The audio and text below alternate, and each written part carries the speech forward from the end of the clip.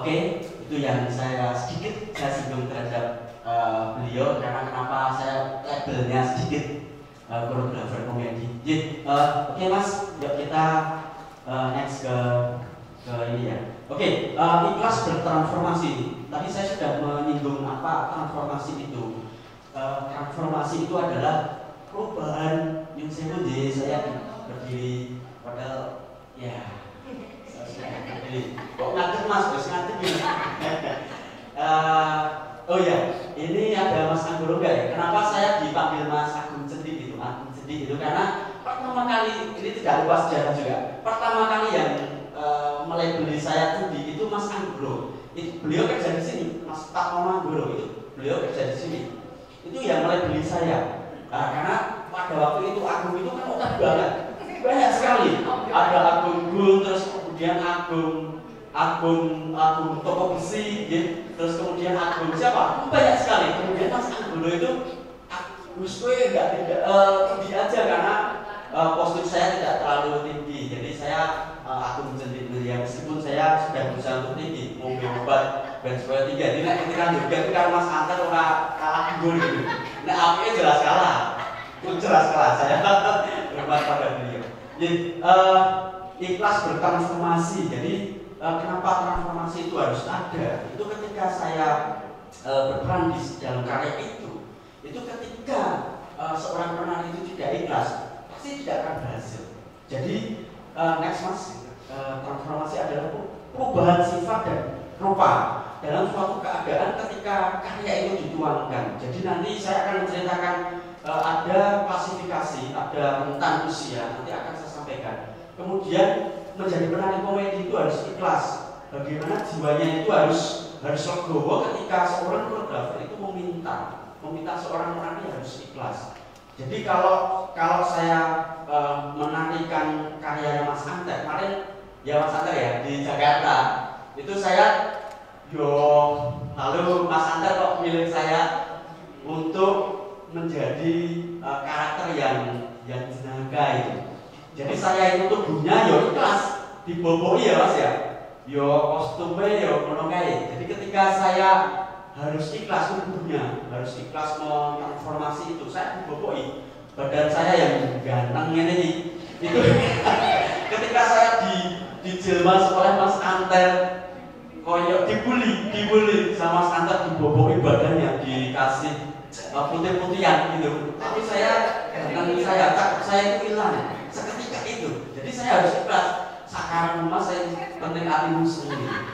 Jadi itu kayaknya beliau waktu di Jakarta ya Mas. Belum lama, tahun berapa Mas gitu. Tapi saya ikhlas. Saya ikhlas karena memang dituntut seorang koreografer untuk bertransformasi itu. Lalu next Mas, kemudian ini sudah lazim ya. Sudah lazim untuk menentukan sebuah karya, menetapkan tema. Jadi kalau saya membuat karya itu pasti temanya yang akan kita ungkap. Mengangkat apa ya? Kalau saya mengangkat sebuah komedi, apa yang kita angkat? Biasanya saya mengangkat ke kehidupan sehari-hari. Karya saya TA itu, saya mengangkat batur, bahkan itu pitutur pada waktu itu. Jadi batur itu menurut saya tidak selalu menjadi pembantu rumah tangga, tapi batur itu juga bisa menasihati seorang majikan. Saya mentransformasi karya saya itu, jadi batur itu tidak mudah, tapi TA saya adalah batur itu bisa menjadi jadi penasihat juga di dalam rumah tangga itu. Lalu next, proses perwujudan tema. Ada eksplorasi, improvisasi ini hukumnya lazim ya untuk sebuah karya. Kemudian tata busana dan rias, itu memilih kostum dan tata rias. Nanti ada contohnya. Kemudian pemilihan penari. Nah, sudah saya sampaikan, ketika penari itu cantik, ketika penari itu ganteng, bagaimana bisa mentransformasi tubuhnya dan karakternya bisa menjelma. Kemudian pemilihan peran komposer, pemilihan peran musik. Biasanya karakter koreografer menentukan pemilih peran musik itu menentukan karyanya. Misalkan ini saya mau garap apa ini? Mau menggarap sebuah karya, misalkan ya Boyo, ya Mami Uti ya. Beliau menentukan bahwa komposernya adalah Agandum Jatiko, karena memang nanti iringan itu akan membantu, akan menjelma karya tersebut menjadi luar biasa. Jadi menentukan komposer itu juga menentukan karya yang akan diangkat. Kemudian next Mas, biar lebih cepat. Oke, saya akan mengklasifikasi kategori rentang usia non profesional. Bukan yang profesional ya. Kalau profesional pasti akan lain nanti, karyanya akan lain. Yang non profesional, karena memang saya lebih sering berhadapan dengan anak-anak yang memang notabene memang tidak bisa menari sebelumnya. Jadi anak-anak saya kategorikan anak-anak yang usianya 8 sampai 19 tahun kurang lebihnya. Jadi nanti kalau ini ada guru itu bisa diterapkan. Metode saya seperti itu. Lebih mudah diberikan gerakan atau ekspresi lucu karena di usia tersebut rasa malunya masih belum lengkap dan natural. Itu di atas PAUD ya. Kalau PAUD dia masih akan malu. Tapi kalau dia sudah masuk SD itu lebih mudah karena dia lebih natural. Jadi kalau suruh mana deh, pasti dia akan mana. Karena rasa malunya itu belum tampak. Jadi kalau saya membuat karya yang usianya 11 sampai 8 sampai 11 tahun, saya harus kalau mengajarkan anak itu harus ini. Ekspresinya ini, saya harus sejajar dengan anak yang memang di bawah tingginya dengan saya. Itu ada metodenya psikologi. Kalau anak kita menghadapi dengan anak tidak bisa gini, itu bisa dia akan takut. Tapi kita harus mensejajarkan nih.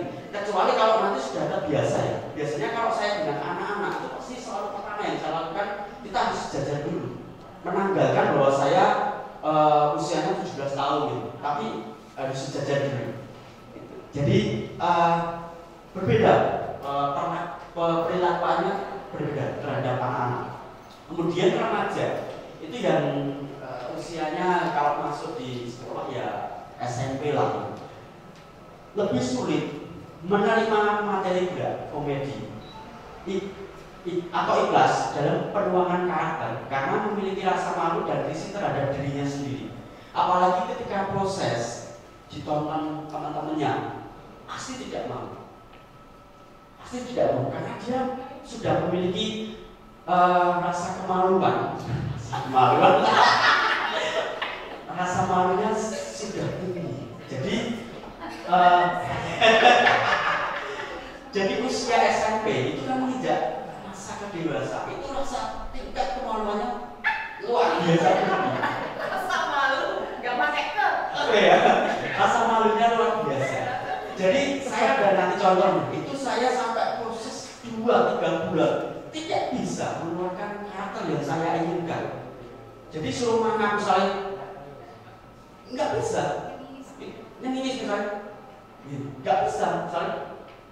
Nggak bisa, itu harus bulan-bulan. Tapi ada penari yang memang dia mencoba untuk benar-benar mencari bertransformasi dengan ikhlas dan itu mencari sampai di cermin. Biasanya, neng omah, kalau di rumah kamu berkaca di cermin. Ketika kamu berkaca, ketika kamu berekspresi coba.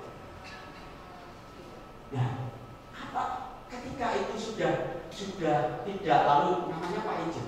Ketika salah satu penari itu namanya Pak Ijen. Ketika kamu bertransformasi ekspresi rupanya tidak seperti Pak Ijen, berarti sudah sedikit mengalami transformasi. Jadi dia harus ikhlas. Tapi usia SMP itu memang agak sulit untuk menerapkannya. Terus kemudian yang terakhir adalah dewasa itu saya mengklasifikasikan usia 17 sampai 21 tahun. Itu biasanya kalau dewasa itu sudah aktif bertanya. Jadi ketika dia melakukan gerakan, saya memberikan materi, itu biasanya dia akan aktif bertanya. Mas ini sudah benar apa tidak? Mas ini gimana ekspresinya? Dia akan aktif di situ. Dan dia akan selalu mencari karena usia dewasa itu sudah sadar bahwa itu apa yang dia lakukan itu adalah benar apa belum gitu. Jadi dia selalu aku bertanya. Oke Mas, next. Tari komedi itu menurut kacamata saya ya, itu harus mempunyai akar tradisi yang kuat. Jadi tradisinya apa dia?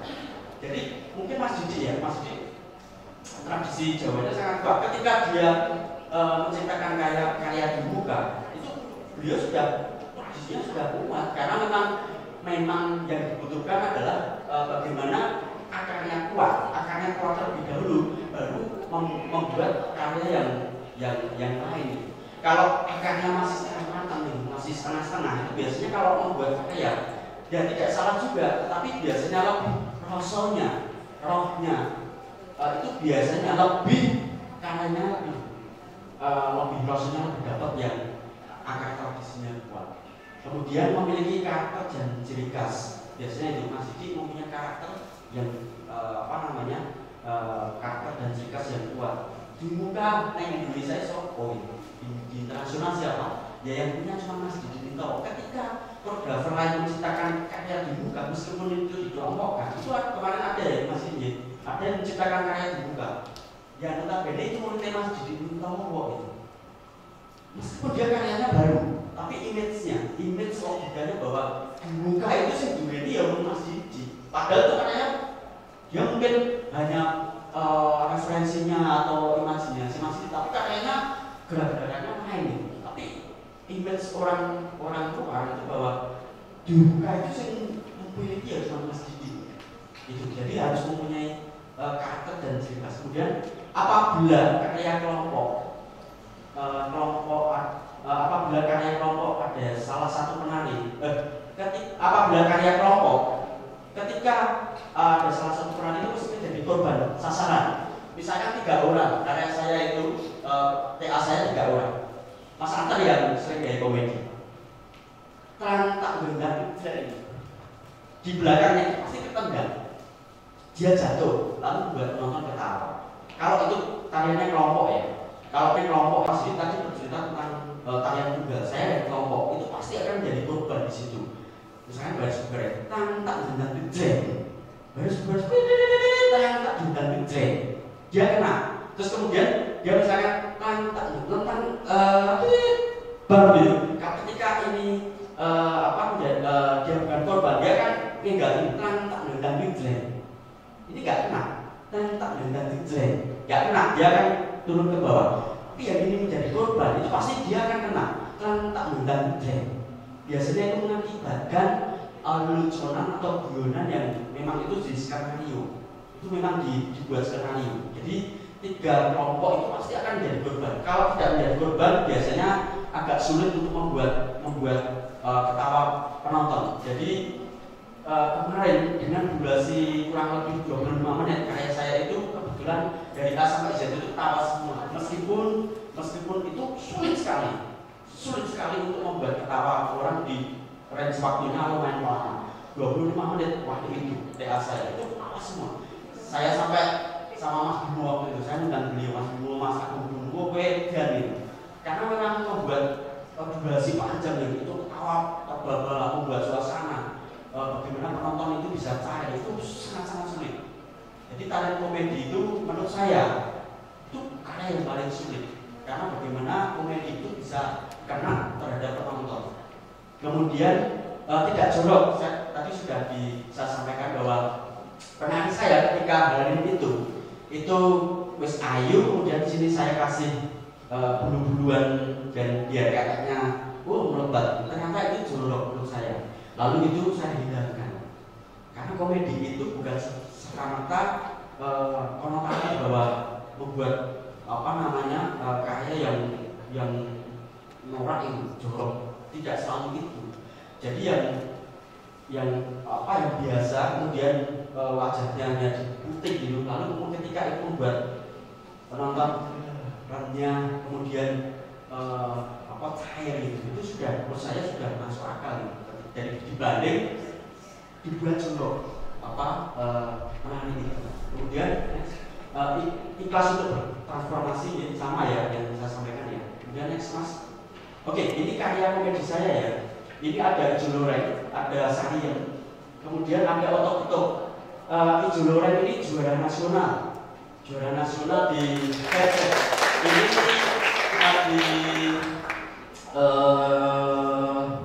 di Lombok kan nggak saya lupa, di Lombok kan nggak salah.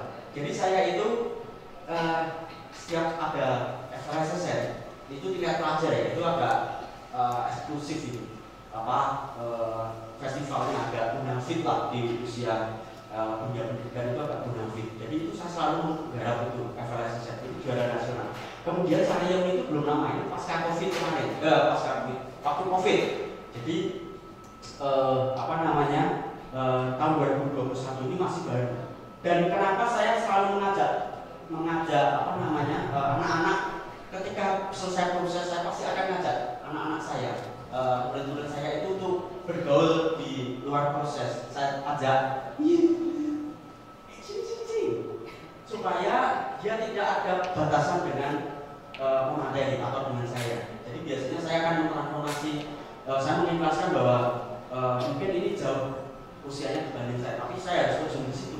Karena anak-anak sekian, usia sekian itu pendekatannya yang paling penting. Lalu ketika saya datang, bagaimana suasana itu lalu menjadi cair.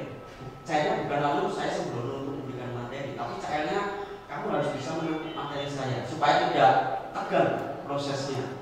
Kemudian otot-otot ini masih ikut ya, belum ya, masih ikut-ikut di tahun 2008. Ini otot-otot ini, periasnya Mas Anter, yang perias Mas Anter ini, Mas Anter yang perias itu tahun 2008.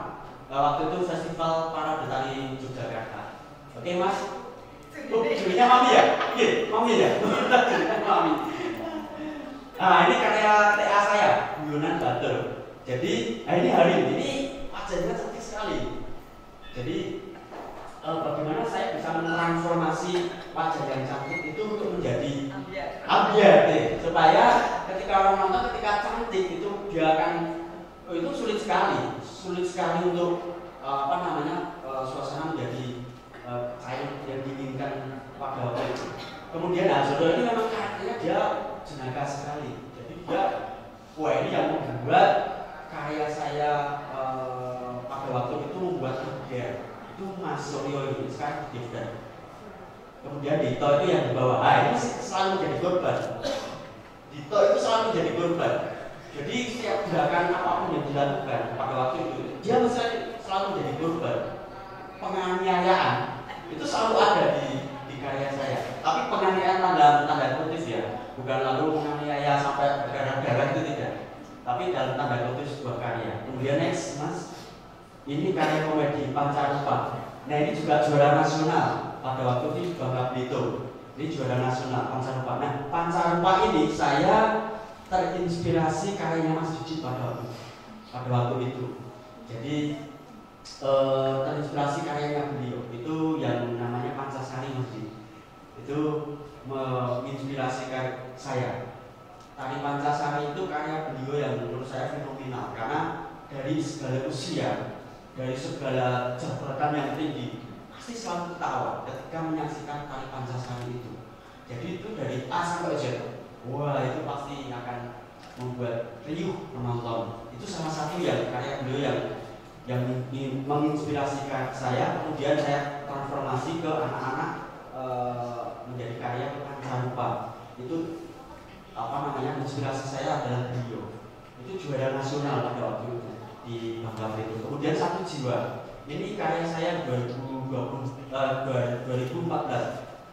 Ini sudah beberapa kali dipentaskan, waktu itu di Shanghai, kemudian di Jepang, itu pernah saya pentaskan. Dan saya kalau pentas ke luar negeri itu selalu izin beliaunya, karena pada waktu itu saya dapat mandat untuk dikirim ke luar. Jadi next Mas, oke.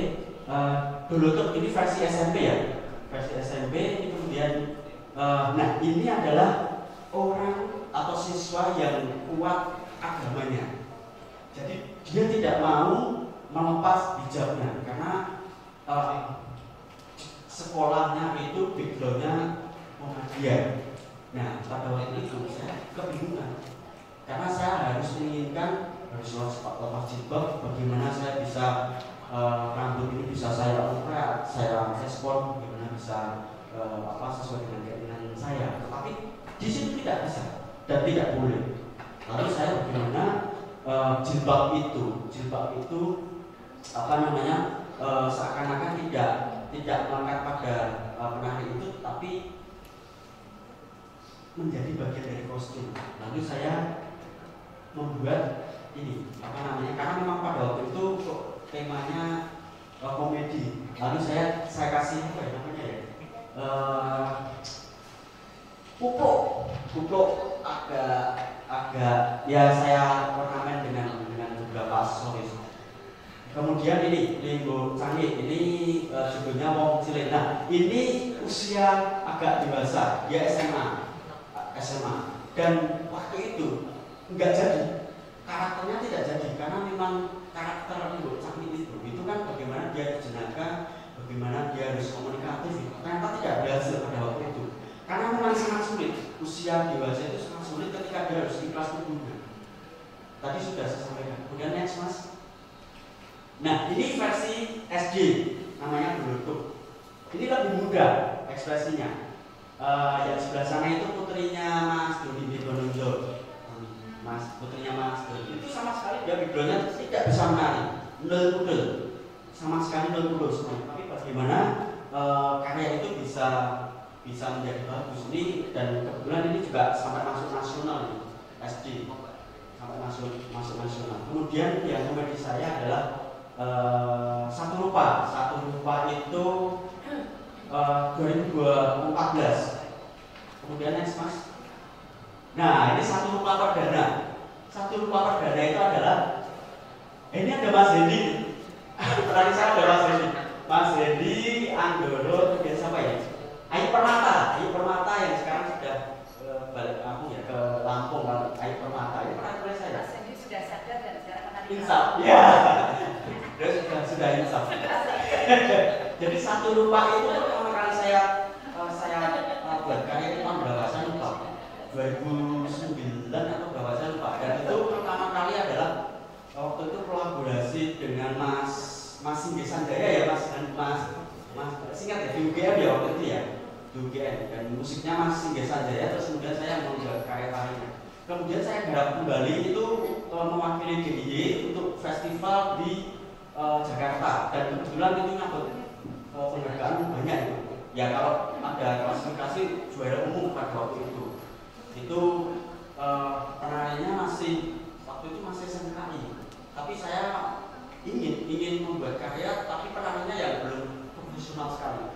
Ya alhamdulillah ya, puji Tuhannya di Jakarta nyambut penghargaan yang luar biasa. Makanya saya bikin ke luar negeri, salah satunya saya membawa nama Jogja khususnya di tingkat nasional, dan banyak juara waktu itu.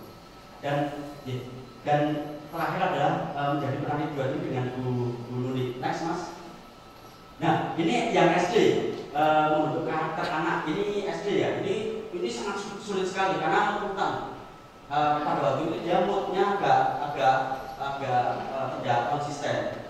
Tapi alhamdulillah ini juara satu juga ini. Ngomong karya ya. Enggak apa-apa ya. Ini juara satu festival Taman Carito. Belum lama, tahun 2022. Kemudian ini saya menjadi perangkat busana waktu itu yang garap Mas Dito ya. Kemudian saya sutradara Secret of Bindung ya, ini waktu dikirim ke luar juga. Next mas.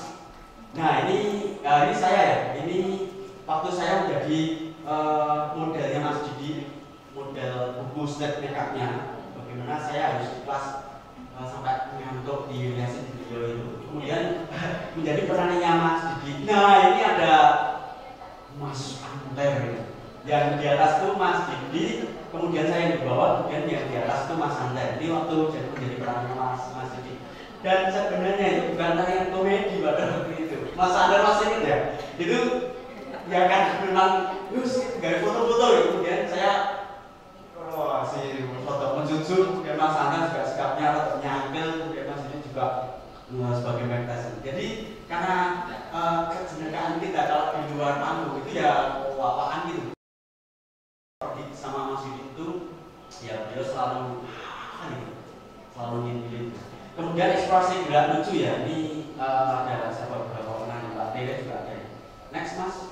Ya, baik dari saya itu semoga bermanfaat dan mohon maaf kalau ada kurangnya. Terima kasih. Terima kasih, kasih aplaus sekali lagi untuk Mas Agung Cendik yang kayaknya panjang, tidak cendik. Terima kasih. Mungkin sedikit saya rangkum ya. Jadi mereka bertiga itu based on tradisi ya. Jadi the power of tradition ya. Jadi mereka semuanya punya latar belakang tradisi. Kemudian inspirasi kreatifnya diolah dari situ ya. Karena kita percaya bahwa akar budaya itu kemudian menjadi inspirasi kreatif. Tante Utik dari upacara di keraton yang perlu perjuangan untuk menjadi inspirasi kreatif yang disebut tari Nirboyo. Tari Nirboyo bisa kita lihat dalam upacara sekarang ya, ada tradisi baru. Para pemais itu selalu menyertakan tarian Nirboyo ini untuk upacara adat yang baru sesungguhnya, baru sekitar 15 tahun ini terjadi, dan itu ada tarian Tante Utik.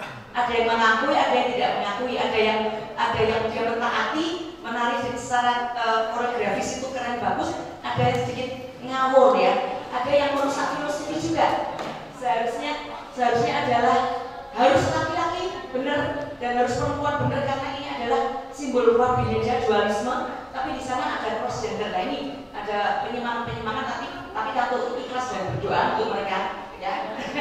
Kemudian Mas Didit dengan perjuangan yang panjang, berangkat dari bullying ya, berapa layer lagi yang dibully, tetapi alhamdulillah puji Tuhan, Tuhan izinkan sekarang dia menjadi manusia seperti ini.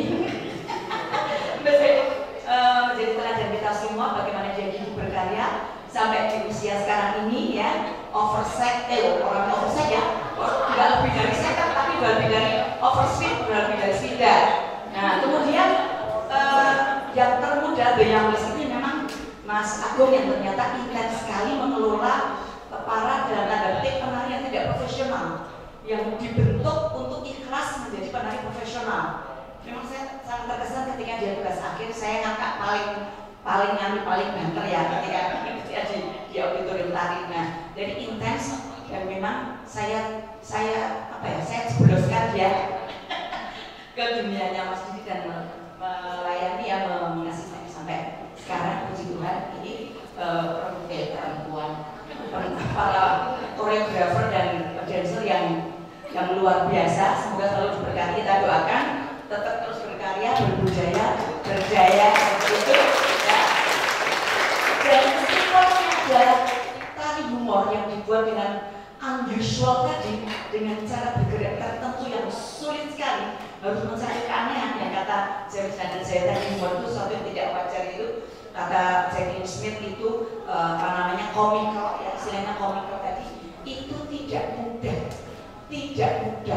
ya. That is why penari humor atau pendekatan humor itu tidak banyak ya, tidak banyak. Lucu itu tidak mudah, perlu perjuangan. Sesuatu yang terlihat ringan, sesuatu yang digeguyu itu dipikirkan dengan sangat serius, begitu ya. Setuju? Tepuk tangan sekali untuk mereka bertiga ya. Kita buka tanya jawab. Ada waktu mungkin kalau kita mentok sampai jam 12 Mas, jam 12 masih ada waktu berapa menit bisa yang sekarang 11.50 mungkin ada. Kalau mau dibujuli boleh ya 20 menit gitu ya. Monggo Mbak J. Dari sini 1, 2, 3, 4, 5 tuh 2, 3, 4, 5, 6 ada 6. Singkat, padat, jelas dari mana begitu ya identitasnya. Terima kasih, selamat siang. Nama saya Wijaya. Saya menanyakan kepada Bapak Didi Ninitowo.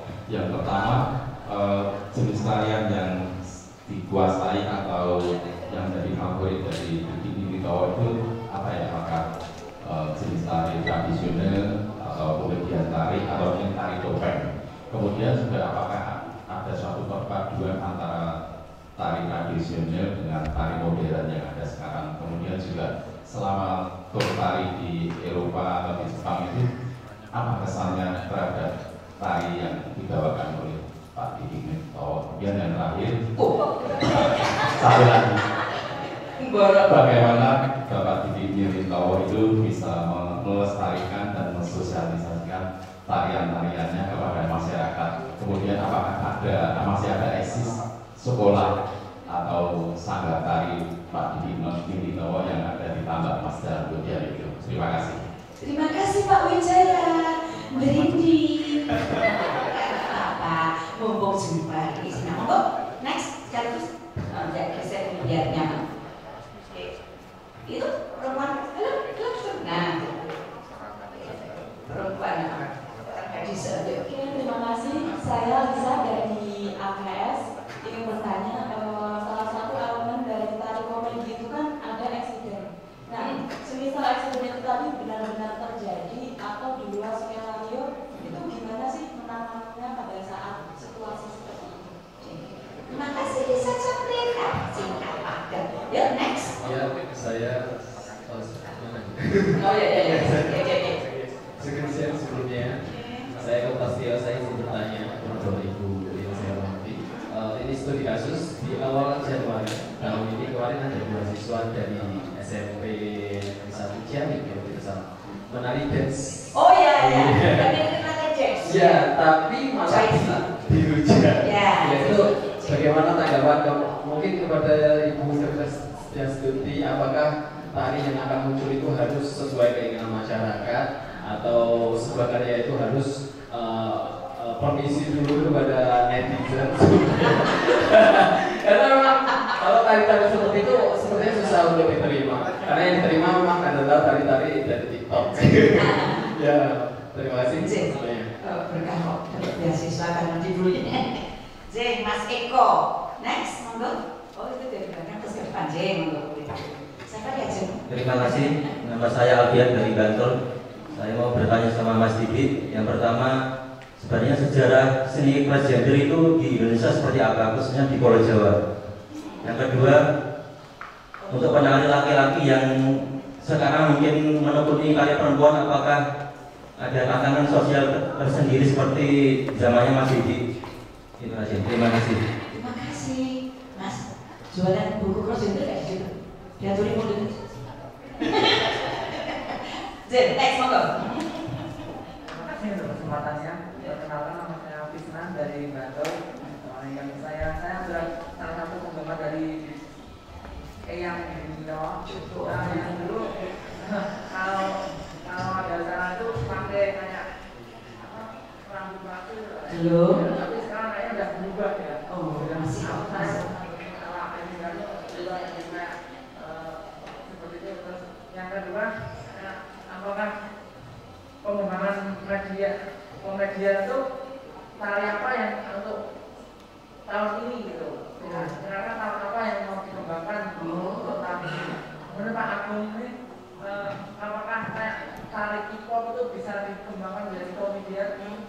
Yang untuk tari-tari kekinian sekarang banyak sekali dari Korea itu bisa digabungkan atau dikombinasikan dengan tarian Jawa yang ini saja. Terima kasih. Terima kasih, Mas Fisnan ya. Maju turun, ayo saya monggo.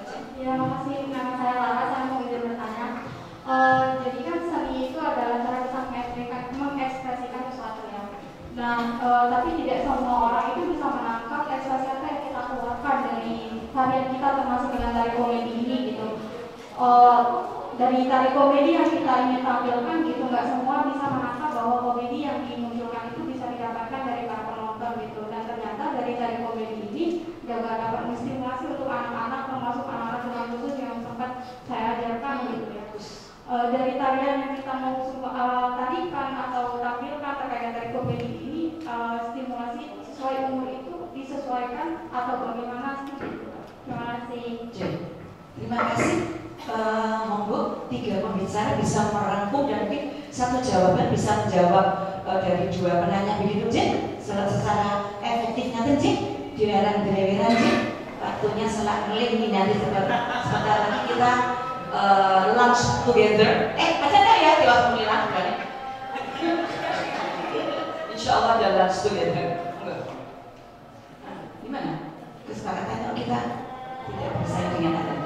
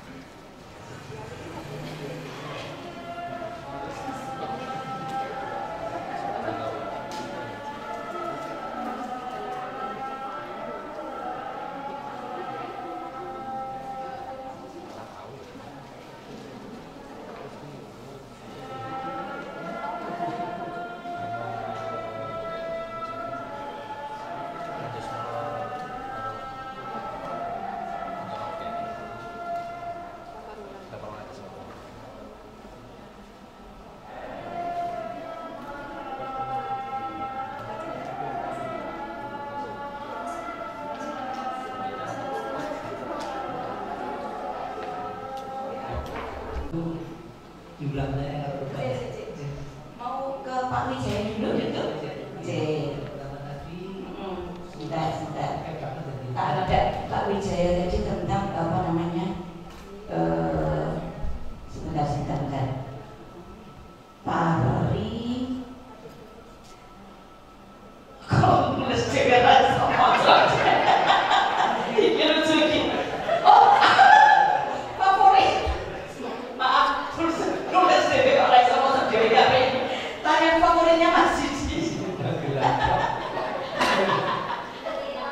Ya, tarian favoritnya Mas Didi. Ya, kemudian perpaduan dengan modern seperti apa? Ya, kemudian sanggarnya apakah sekarang masih hidup? Karena Pak Wijaya mau ikut jadi muridnya ya Pak ya. Oh, tari kelinci ya Pak, tari boneka. Tuh, ceritanya. Gitu, monggo Mas. Kalau favorit baik tradisional maupun iya, kalau favorit itu karena saya banyak belajar Pak, tidak cuma di Jawa. Di Jawa pun saya belajarnya di Jawa Tengah, Jawa Barat, Jawa Timur, Bali, Sumatera dan sebagainya. Dan semuanya yang tradisi. Bahkan saya masih mengikuti tradisi kuno Pak, bagaimana belajar tari dalam satu daerah itu ada ritualnya. Nah itu yang kadang-kadang sekarang jarang seniman muda yang mau. Ada tapi cuma bisa tidur dengan jari. Itu saya baik ritual di Bali, di Cirebon, di Jawa Timur, di Banyuwangi, di mana-mana, Sulawesi dan sebagainya.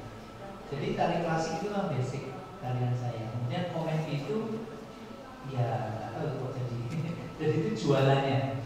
Ya. Jadi saya memang dari dulu memadukan antara entertain dan tradisinya. Itu jalannya paralel.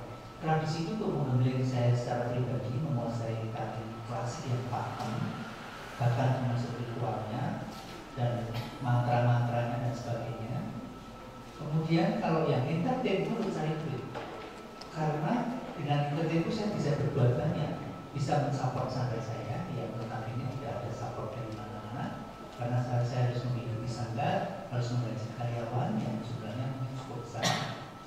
Mas Agung tahu ya bagaimana kehidupan sanggar. Jadi saya memang mungkin kalau diteliti, ini Mbak Muni yang sudah meneliti, sanggarnya itu pertama kali yang memperlakukan karyawan itu sebagai staf dalam arti gaji bulanan. Nah karena pandemi ini lagi off sementara senang berada break. Nah sehingga saling menghidupi. Saya melihat bahwa secara manajemen yang laku itu yang entertain di Indonesia ini, yang nilainya itu bisa 10 kali lipat, bahkan mungkin berapa puluh kali lipat dari gaji-gaji standar yang tidak ada. Kemudian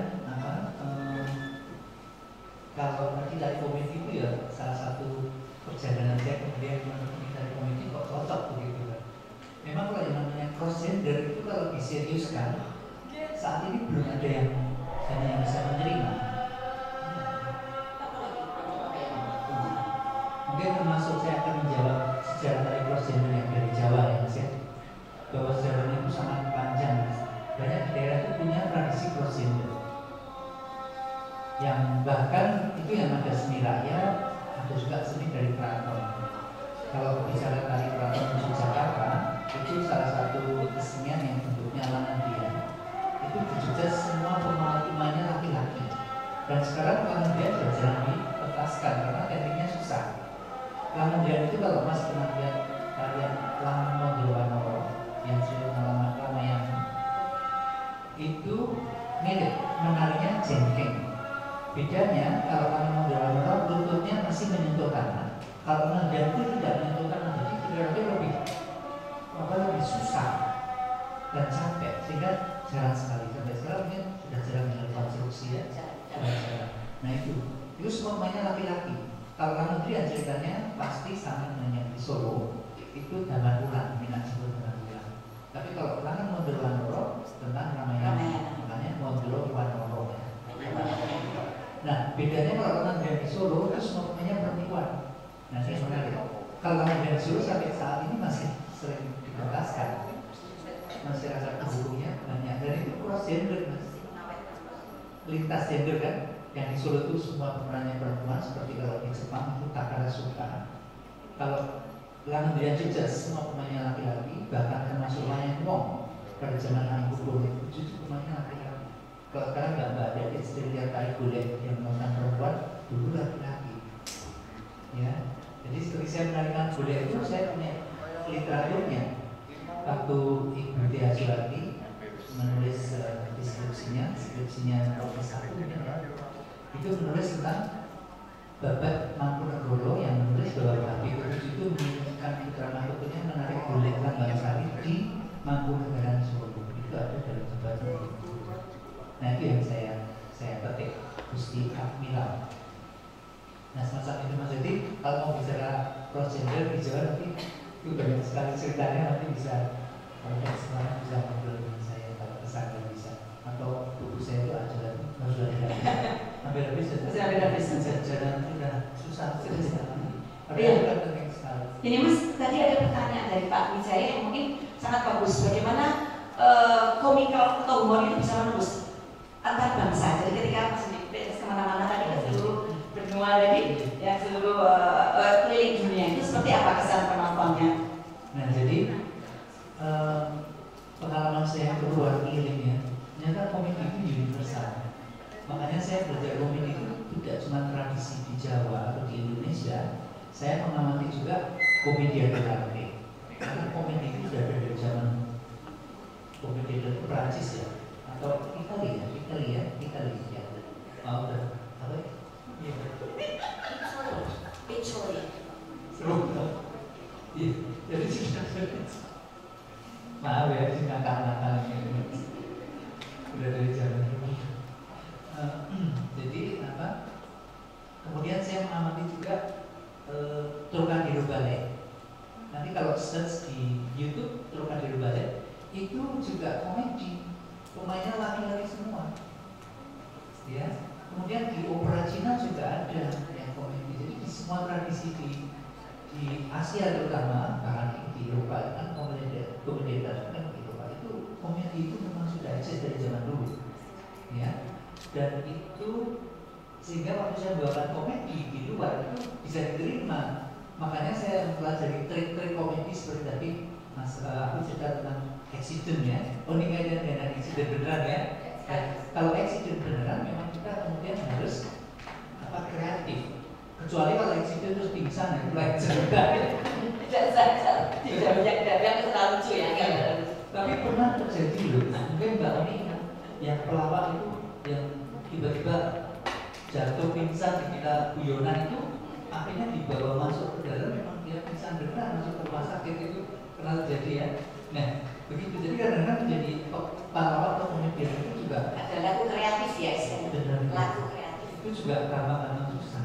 Karena pada waktu dia itu sebenarnya terjadi kecelakaan beneran, dikira guyon. Itu bahaya karena nggak ditolong lah, paling guyon model beneran semacam itu. Nah itu terjadi. Stres ya, untuk spontanisme. Iya. Lalu tadi kalau menekuni tradisi yang diplesetkan itu sebenarnya kan, kenapa saya bilang harus menguasai teknik tradisi yang benar. Jadi kita itu, saya kalau buat koreografi, mungkin teman-teman koreografi juga, kita menunjukkan dulu teknik yang benar dulu. Tapi kita juga harus bisa menarik dengan baik. Misalnya ya, saya akan menunjukkan salah satu gerak, misalnya ngumbang Bali. Ngumbang Bali yang kemudian saya plesetkan. Saya harus menunjukkan ngumbang yang benar itu bagaimana, sehingga waktu di luar orang bisa lihat, oh ini di sini plesetannya.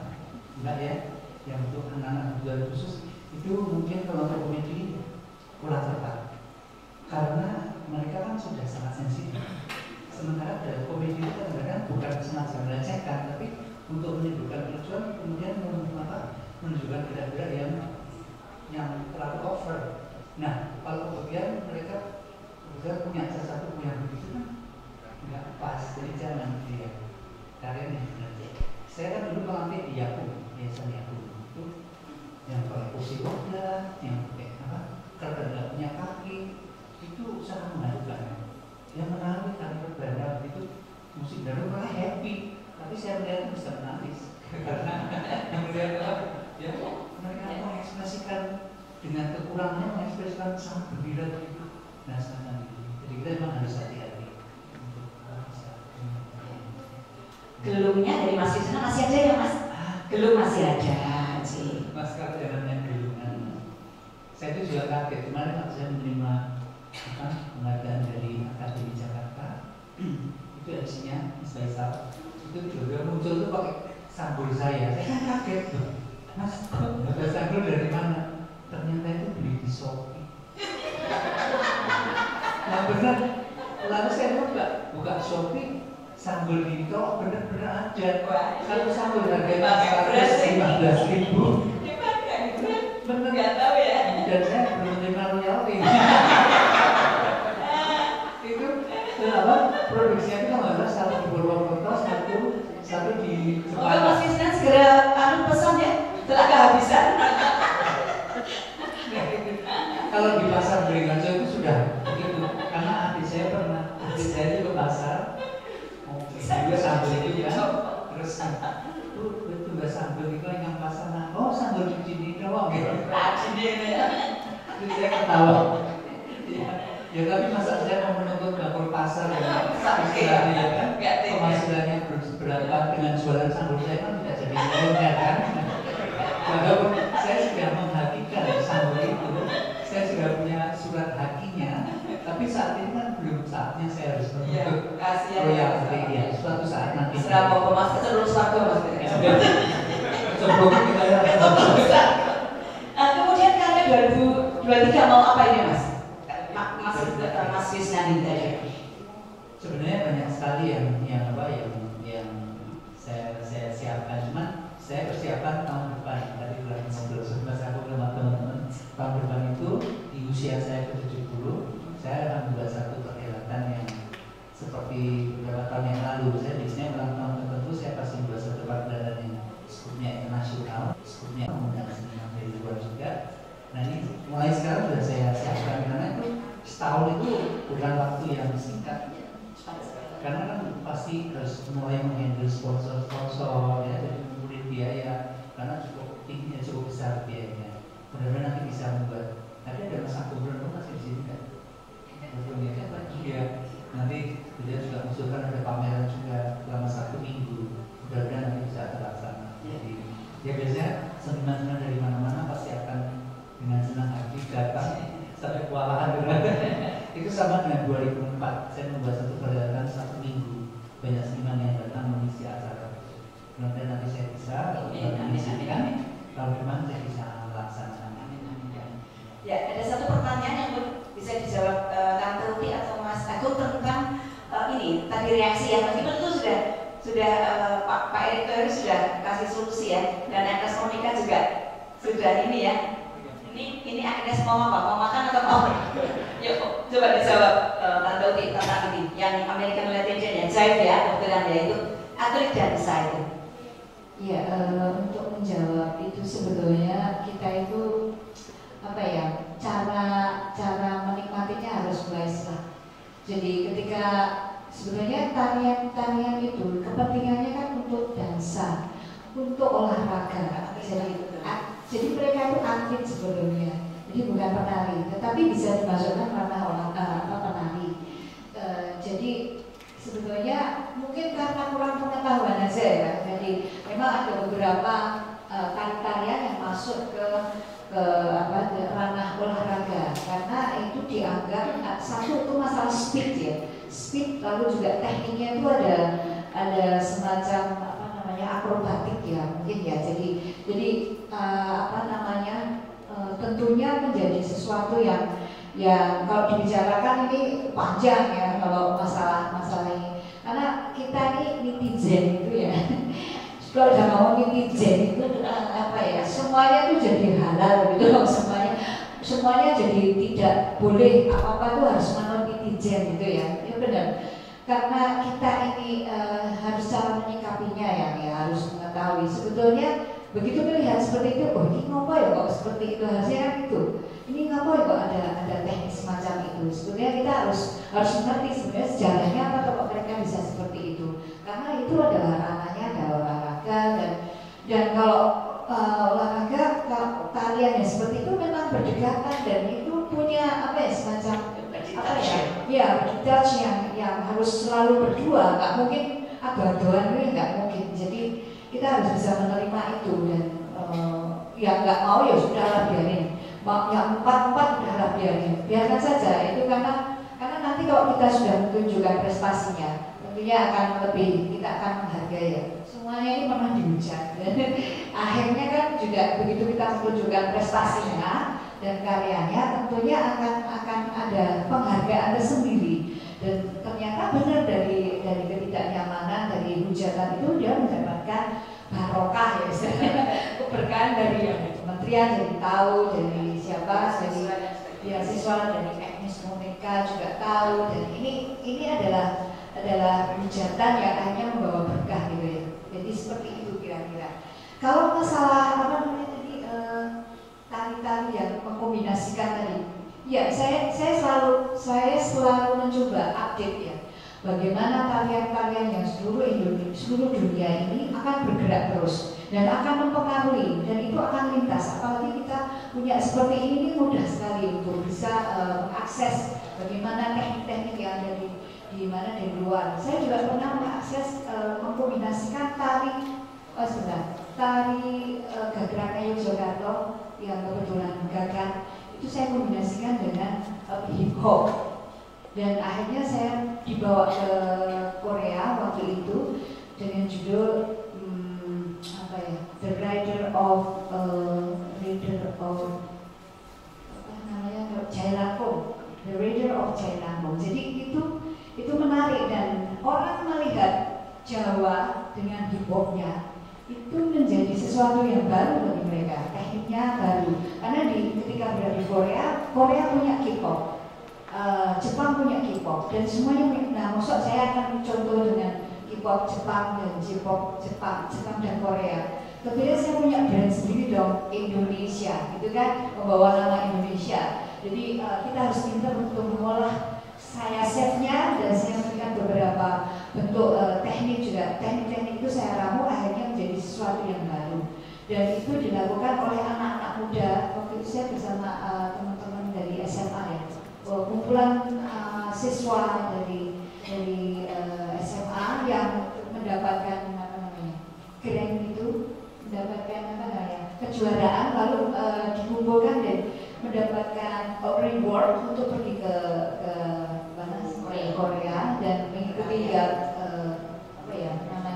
kayak festival begitu di sana. Dan akhirnya mereka orang Jepang dan orang Korea itu jadi, loh ternyata Indonesia punya hip hop ya, punya semacam J-pop, Jawa K-pop gitu ya, Jawa pop gitu, nggak apa-apa dan itu menjadi kekayaan kita dan kita nggak perlu sirik atau terlalu jangan ini budaya asing. No, jangan, justru itu kita bisa branded untuk akhirnya punya karya-karya baru dan akhirnya fresh, lebih kekinian dan punya sangu banyak dan menjadi bahan banding untuk teman-teman yang ada di luar. Jadi seperti itu Mas, kira-kira itu ya. Karena sekarang ini TikTok ini kayaknya malah jadi semuanya bisa nari, semuanya bisa menggerakkan entah itu gitar itu, bener, bola, ketika kalau gue nanti ya nggak apa-apa, biarkan itu seperti daya tarik jualannya itu dengan bergerak itu tadi. Saya kira itu. Saya tuh mau singkat padat sebelum nanti ditutup oleh Ibu Kepala Taman Budaya. Ibu siap-siap Ibu jemput untuk closing ceremony. Baik, saya sedikit saja karena semuanya sudah dijelaskan oleh Mas Didi dan Ibu Udi. Yang paling penting adalah kita tidak lupa dengan sejarah. Kemudian yang paling penting juga kita tidak lupa dengan siapa penciptanya. Bahwa Nirboyo itu yang menciptakan Mamiuti. Kemudian kami Buka itu yang menciptakan adalah Mas Didi. Kebetulan kemarin saya Yuli di hari Sabtu kemarin, saya Yuli dengan Mbak Yuli Miroto sama Mas Roni waktu itu. Baru kemarin itu bahwa ternyata mereka hanya menarikan saja, tetapi tidak tahu bahwa penciptanya siapa. Itu tari kreasi baru. Itu ada muncul Mas Didi yang tari Merojen, kemudian tari Tanen muncul, itu karyanya Mas Didi. Saya menjelaskan, kamu tahu nggak ini yang mintain siapa? Tidak tahu. Dia hanya sekedar menari saja. tapi tidak tahu itu yang salah siapa ya? Gurunya. Yang tidak tahu penciptanya siapa kan hanya mengambil dari YouTube, mencontoh dari YouTube. Tadi Mas Didik menjelaskan beliau berguru langsung terhadap gurunya, tidak lihat di YouTube. YouTube itu hanya batas referensi saja. Jadi tidak sebagai guru yang itu memang benar-benar benar. Jadi YouTube itu menurut saya hanya batas referensi saja, tidak sebagai guru yang itu menjadi pedoman paling penting. Itu yang paling penting. Terus kemudian yang paling terakhir adalah besok kita, ini promosi ya. Besok kita teman-teman solidaritas teman-teman seniman Yogyakarta, khususnya tari itu akan mengadakan yang namanya brandnya adalah Jogja Joget. Itu menyikapi, merespon, menghargai, kemudian menyambut euforia Hari Tari Dunia. Itu di Kulon Progo tanggal 29 April 2023. Kebetulan kami nyuwun tulung Mas Didik karena yang mempunyai tempat adalah Mas Didik Kanjeng Ratu, tapi masih khas desanya masih Mas Didik. Kami nyuwun tulung Mas Didik untuk support kami besok tanggal 29. Itu ada beberapa repertoire yang akan kami sajikan. Kenapa Jogja harus berbondong-bondong ke Solo, ke Bali, ke Jakarta? Jogja ya menyikapi Hari Tari Dunia ya neng Jogja gitu. Kenapa harus berbondong-bondong? Sing duwe anggaran yo pentas kene ngono. Kita bersolidaritas. Itu ada Mas Anter, ada Mas Hindi, nanti ada Mbok Jum, ada teman-teman yang di situ bergowo berkontribusi terhadap perkembangan khususnya seni tari. Jadi dari saya itu masih. Untuk kita kasih aplaus mereka bertiga. Ya. Kesimpulannya monggo bisa menambah lagi sih monggo. Tandu Mas Dik. Maaf saya nanti mumpung ada kesempatan. Kaitannya dengan Nirboyo tadi Mas Al sudah menjelaskan jangan lupa sejarah. Memang sekarang dengan YouTube nggak tahu siapa penciptanya. Itu pengalaman saya sudah puluhan kali ya. Di Temanggung itu kan ada kita kan daerah Luar Gadung, kemudian Semarang saya pernah garap tarian Gambang Semarang, Warak Gede, ya kalau kita nggak belajar sejarah nggak ngerti Warak Gede itu jadi siapa. Karena pernah ada mahasiswa yang menghadap ke saya untuk penulisan tentang Warak Gede, nah saya itu terlibat dalam penciptaan Warak Gede. Pemusiknya masih ada Mas Sandio ya, masih ada, dan saya dari sini mengirim saya sendiri dengan asisten saya menghadap Warak Gede. Sampai yang Semarang itu belum pernah yang namanya masuk juara yang lomba tari Nusantara itu. Waktu Warak Gede parade tidak pernah soalnya ikut dan masuk. Waktu Warak Gede masuk 10 besar. Nah tapi kadang-kadang ya biasa kalau ngaku ini, terus mengaku saya yang paling orisinal dan saya kan cuma ketawa. Gambang Semarang juga begitu. Saya ikut penelitian sebelum teman-teman seniman Semarang meneliti Gambang Semarang. Sebelum banyak koreografer membuat tari Gambang Semarang. Itu saya diajak sama dosen Undi. Masih ada dokumen saya kebetulan. Saya kan dokumennya lumayan lengkap. Jadi kalau dianggap saya bohong, saya punya data fotonya ya. Dan juga ini untuk menyadarkan teman-teman seniman juga sejarah itu penting. Waktu ada interview tentang bulan Minang ya, banyak sekali sudah sebenarnya nggak ngerti bahwa bulan Minang itu dulu pernah dipentaskan HP ke-9 zaman ke-9 dan memang belum ada tindak lanjutnya, salah satu penarinya, dan saya juru riasnya. Nah, saya masih punya dokumen buku acara itu masih saya simpan. Buktinya tahun 89 itu sudah ada. Memang itu sudah istilahnya sudah berlakuannya. Cuma memang secara resmi iya. Sehingga yang sekarang itu bukan yang baru, tapi ini tinggal melanjutkan yang tahun 89 ya. Gitu. Ini itu aja. Lalu kembali ke ini Nirboyo. Karena saya juga salah satu saksi sejarah. Saya sendiri yang melakukan waktu pertama kali dari keraton mengizinkan Nirboyo ini ditandangkan di luar ya saya makasih yang saya ceritakan. Dan karena ini untuk ritual kaitannya dengan pengantin, saya selalu konsen yang menari harus laki dan perempuan, tidak boleh transgender. Kalau ritual itu konteksnya, tapi kalau mau tidak ritual silakan. Cuman kalau namanya manten itu kan ritual ya. Jadi pemikiran saya, kalau kemudian tradisinya ada yang salah, pasti akan efek dengan mantennya. Keyakinan saya, karena saya kebun manten. Ya, saya kebun manten kalau mau bias harus puasa. Sekarang makanya saya tidak melakukan kebun manten karena saya nggak kuat kalau puasa terus-terusan kan.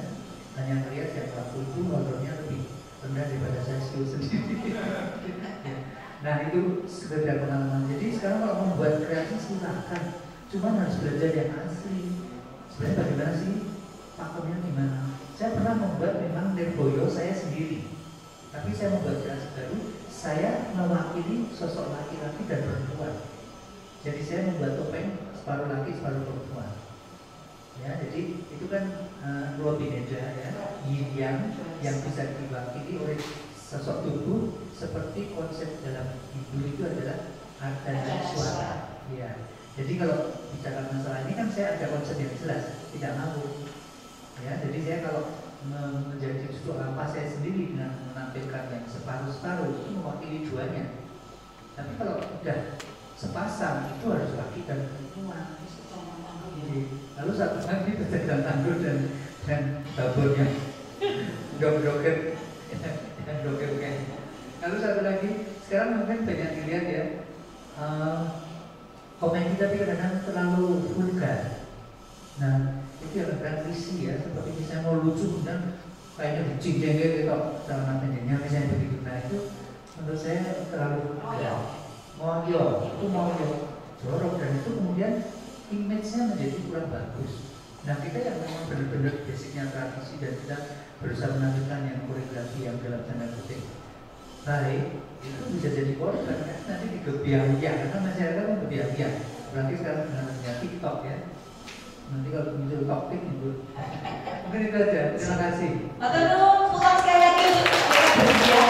Ya, ternyata hari ini kita bicara judulnya tuh tari humor, lucu, bikin ketawa, tetapi cara membuatnya, resep-resep pembuatannya sangat-sangat serius, sangat-sangat tidak lucu ya.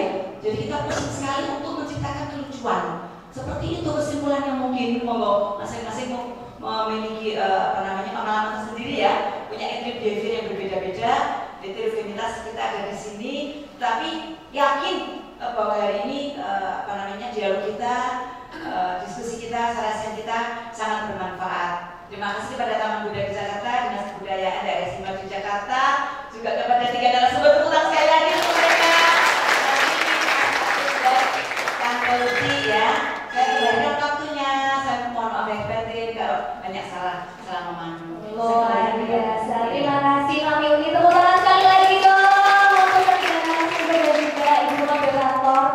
Tapi yang sudah hadir pada hari ini jangan patah semangat. Mungkin kalau dari tadi ada yang harus berekspresi, kalau humor itu identik dengan celotehan atau mungkin dengan ekspresi yang ekspresif sekali. Mungkin teman-teman introvert ini jangan berkecil hati ya. Mungkin untuk next ada tarian pahpoh dance atau celoh dance, blokok ya.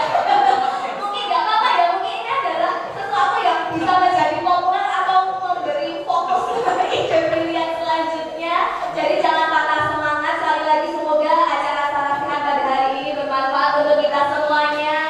Selalu sukses walaupun banyak netizen atau bagaimanapun. Untuk teman-teman yang sedang merintis atau sedang membuat karya ilmiah, semoga sukses, lancar. Mari kita sama-sama belajar. Saya juga belajar di sini. Bahkan saya juga belajar kepada guru ketiak ya. Walaupun dia terhimpit tapi tetap tumbuh dan berkembang.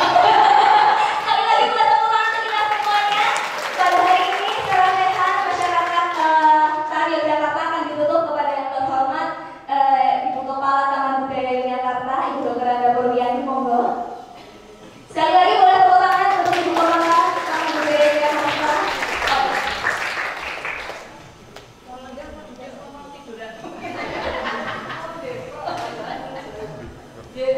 Assalamualaikum warahmatullahi wabarakatuh.